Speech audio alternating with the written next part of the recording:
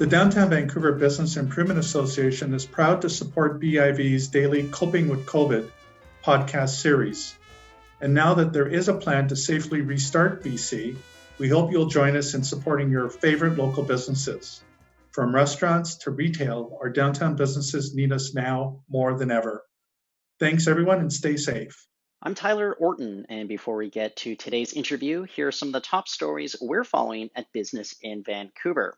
The federal government is extending its 75% wage subsidy program through to August. The extension takes the program 3 months beyond its original end date. And with much of the economy slowly reopening, the BC government says daycares will not be required to open their doors June 1st. That date marks the reopening of classrooms, the province confirmed Friday. However, attendance will only be voluntary. Now for our interview. So I think between changes to production and maybe increased demand on products, the cannabis sector right now, no doubt being pushed to navigate the pandemic as nimbly as possible. And with us today, it's Tantalus Labs CEO Dan Sutton. He's going to join us to break down what the industry is doing to respond to COVID-19. And Dan, great to have you back on the show. Thanks for joining us. Glad to be here. So I don't know, just for you and Tantalus Labs, what's been maybe the biggest change that's very obvious for you and your team?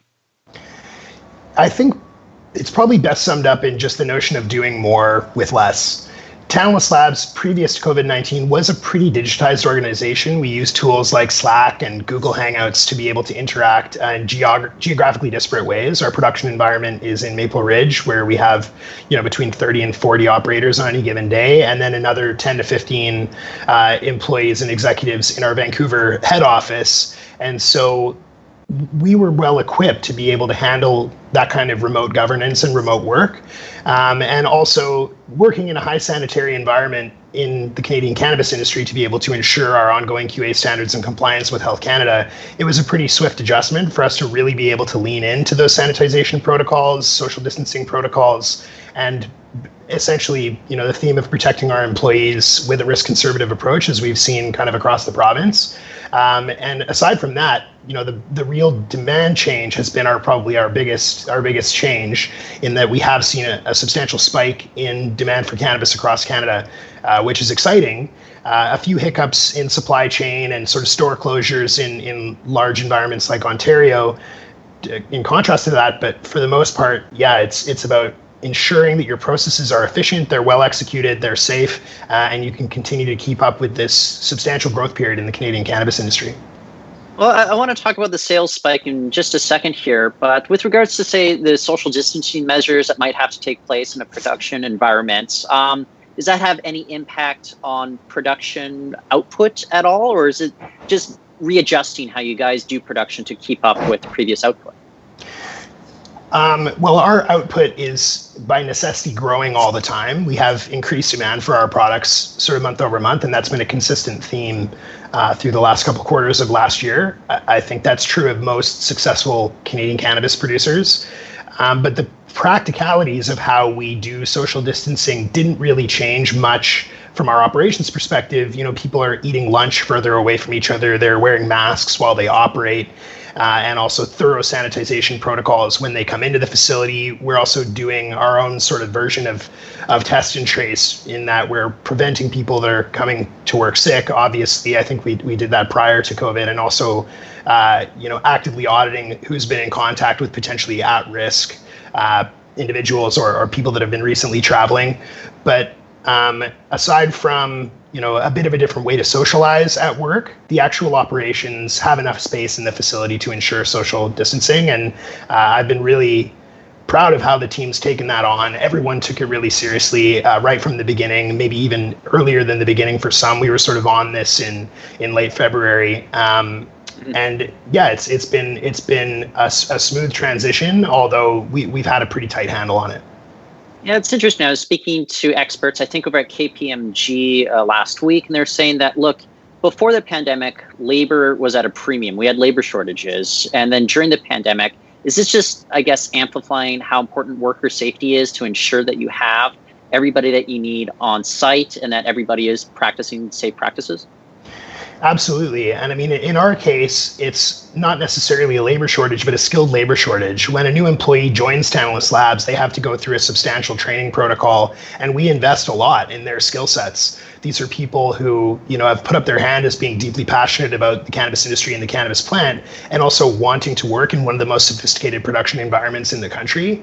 And so we will never have an abundance of labor simply because the technical skill sets that's necessary to work in our particular environment are complex and sophisticated.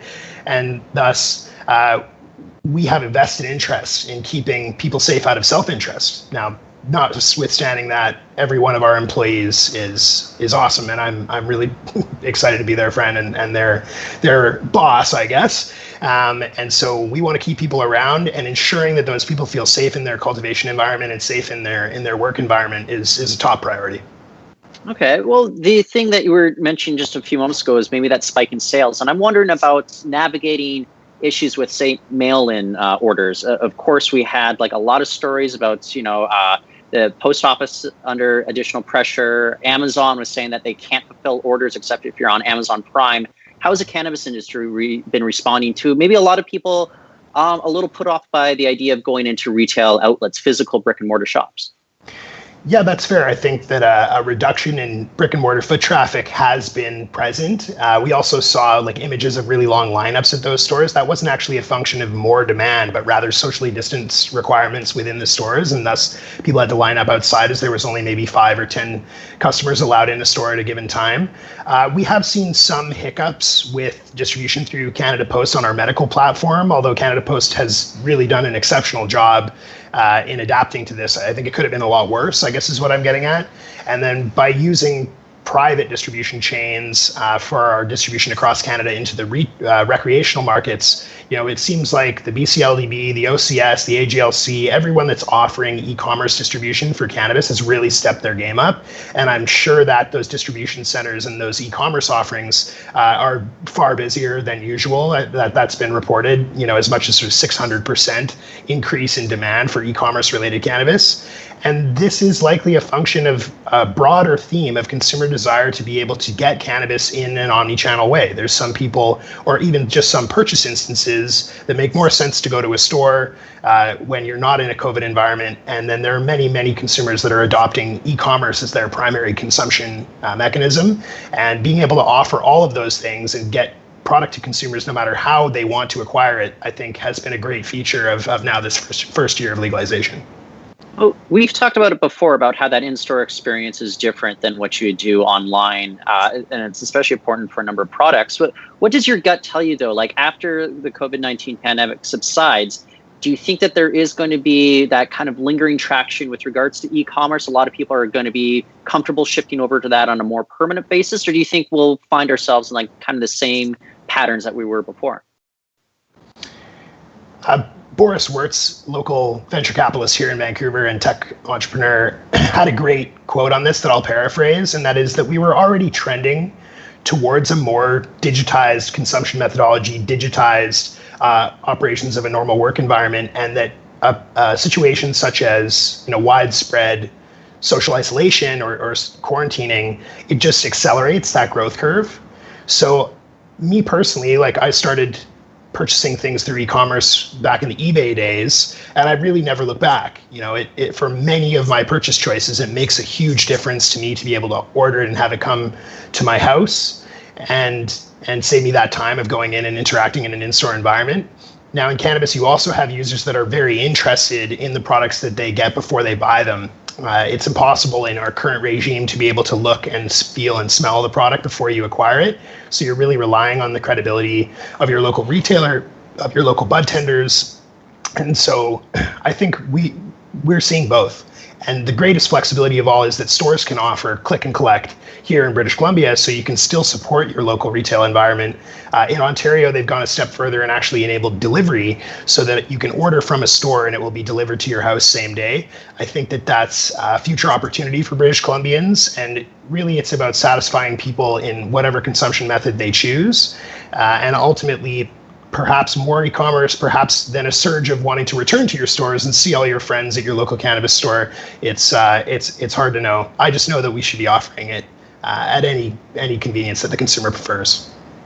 Well, I also wonder, look, Canada, we have like a patchwork of different models employed by different provinces. It can be kind of a nightmare for a lot of companies out there. But how do you think BC is going to respond to, I guess, is this pandemic a chance for the legal sector to really break through, reach out to a lot of people that had been otherwise been relying on the gray or the black markets prior to this pandemic?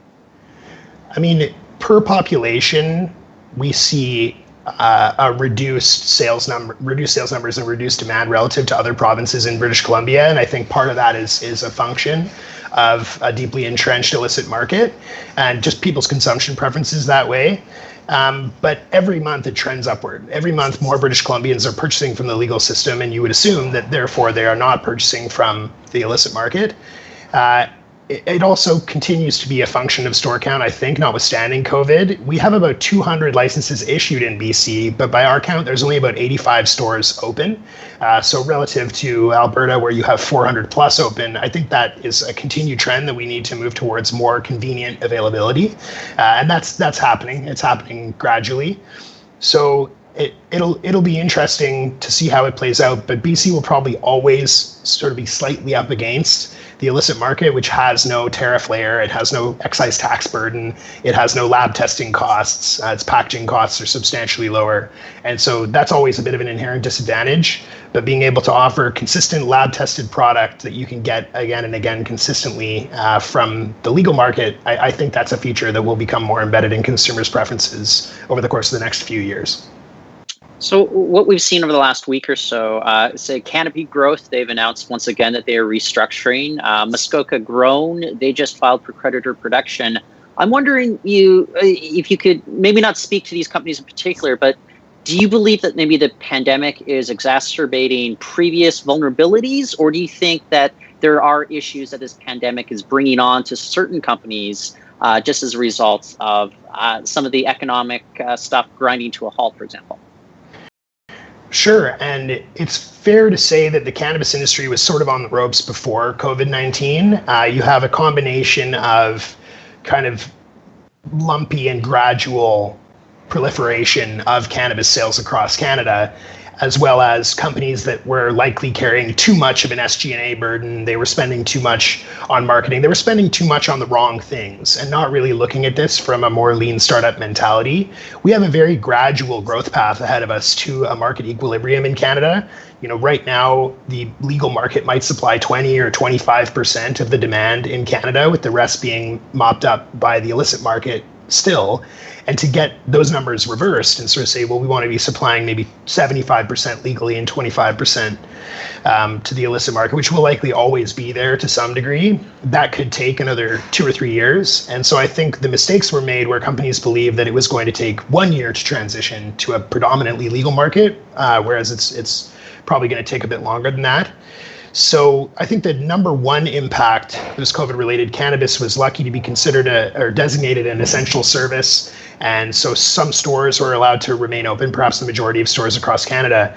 But the ensuing financial fallout, massive market sell-off, then continued market instability. We saw a lot of investors that were looking to get into cannabis and looking to help build these companies. A lot of companies that wanted to raise some additional funding to be able to continue their growth path and couldn't rely on substantial profits or revenues. There are very few profitable cannabis companies today, and I think that's likely a function of immaturity. But you had a massive retreat from risk from banks. Cannabis has been largely, if not entirely, excluded from relief programs and debt financing from institutions like the BDC and Farm Credit Canada. And I think that's also just kind of a function of immaturity. They just don't quite know how to read the industry. And so, firms that were in a financially unstable position, that was certainly exacerbated. And it's really is a sort of survival is victory moment for cannabis, and likely was prior to COVID-19. Well, excellent, Dan. It was great to pick your brain. It's been too long since we chatted about this, but I don't think we can go another 2 months plus without getting an update on the cannabis industry. So I'm looking forward to chatting with you again soon. Tyler, when you call me, I'll be there. Excellent. That's Dan Sutton, CEO of Tantalus Labs, and that's it for our show today. But you know what? Go to biv.com, find more stories there, and we'll be back on Monday.